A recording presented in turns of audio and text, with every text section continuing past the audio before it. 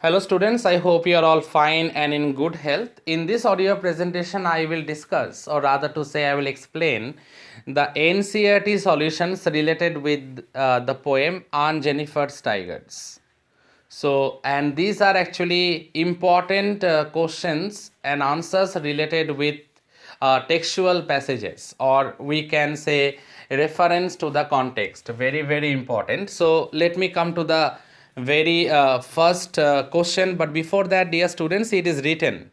Read the stanzas given below and answer the questions that follow each. So, we have to read the stanzas at first. See, it is written. Aunt Jennifer's tigers prance across a screen, bright topaz denizens of a world of green. They do not fear the men beneath the tree. They pace in sleek chivalric certainty. So these are the lines from the poem. Remember one thing, dear students, you have to read the question very well.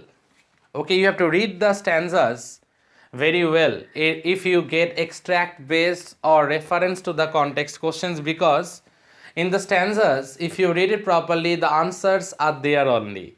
So it is very essential, very important that you read the stanzas while attempting an extract based question, and after reading it then you go on attempting the answers related with the questions. So the first question is, name the poem and the poet of these lines. Very simple.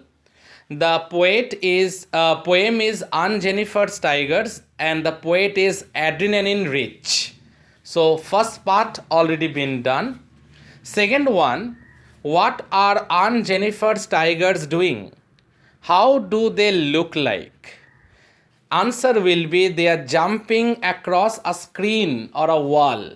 They look like shining yellow topaz. Already the hint of the answer is given in the coded expression only. So from there, and obviously you have to write it on your own. So there lies the answer. Third question, where do they live? Are they fearless? Give an example. They live in green forest. They are fearless. They means the tigers. They don't fear the men under the trees. And they are not at all afraid of the human beings, or they don't fear men under the trees. One more question related with this particular stanza. How do they pace? That means how do they move?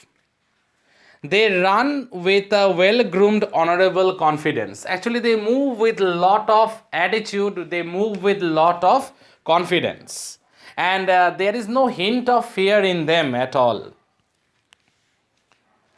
Next question, again quoted expression.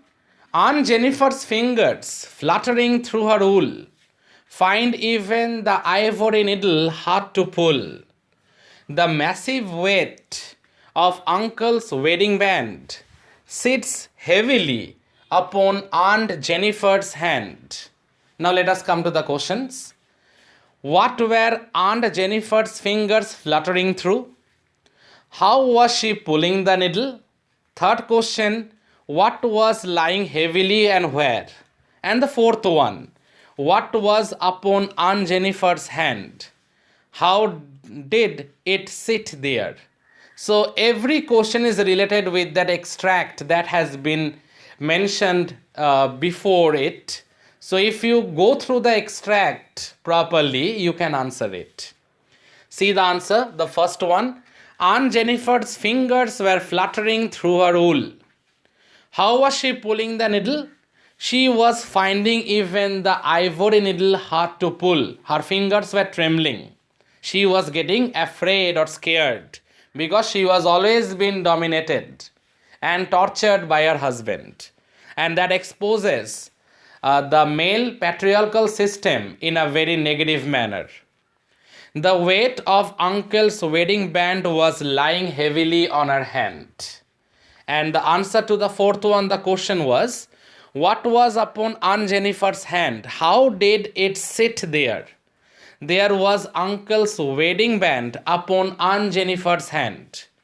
It sat heavily there. There lies the ironical significance of that line and this answer. Now, dear students, I am moving on to the third of the extract based question. See the question. Again, quoted expression, as you know by this time. See the quoted expression once again. When aunt is dead, her terrified hands will lie, still ringed with ordeals she was mastered by. The tigers in the panel that she made will go on prancing, proud and unafraid. Now let us come to the question part. Why was Aunt Jennifer's hands called terrified? And the second one, what are they still ringed with?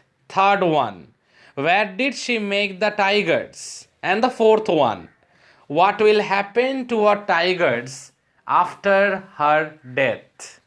Each answer is very important, and the hint of the answers you will find, as I told again earlier, I am repeating once again, in the quoted lines or in the quoted expressions. So dear students, I am repeating once again, it's a suggestion to every one of you. While you attempt the reference to the context or extract based questions, it is advised that you read the stanza that is mentioned in the question paper very properly, because you will get the answer from there only, and then you have to write it in your own way. So now, first answer is like this. Her hands are called terrified because they pass through very hard and bitter experience of married life. That is the reason her hands is to shake. They are terrible. Why? Because she was a victim of failed marriage. Her marital life was a failure, and it was very hard for her to manage everything. But despite that, in her leisure hours, she practiced embroidery. And though she practiced it, but she used to be scared of her husband every time. Next one, the question is, what are they still ringed with? They are still ringed with those hard and testing difficulties which possessed her during her life. Now, the important thing is that obviously it is related with the hardships, with the difficulties that she faced, with the numerous exploitation, because she was exploited also. She was considered as a slave by her husband. So all those hardships, troublesome experiences that she endured, that she experienced, that she faced in her life, all those things collectively. Question number 3.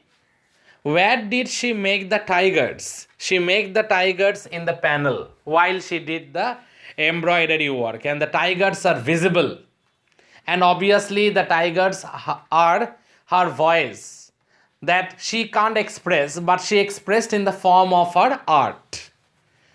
And the next question and the last one, what will happen to her tigers after her death? What will happen to them? Her tigers will go on jumping ahead, proud and unafraid even after her death. The tigers, obviously, the created tigers, they will seek immortality and they will attain immortality. Obviously, the creator will die and will fade from this world, but her created tigers will forever remain courageous and super active. They will go on prancing, or they will go on jumping ahead. They will be proud, they will be unafraid even after her death. So the tigers are actually, as you know, her voice of protest against the oppressive, cruel, orthodox, male patriarchal society. So the tigers will stay while she will perish. Her created tigers, they will go on jumping ahead, proud and unafraid, even after her death. And I told you, I am repeating once again, the tigers are her voice of protest against the oppressive, patriarchal, male-dominated society. So dear students, I stop here in this audio presentation. I thoroughly explained some of the reference to the context question answers. In my next audio presentation, I will discuss some of the other important textbooks questions solved. I will discuss that part in my next audio presentation. Thank you, students. Thank you all.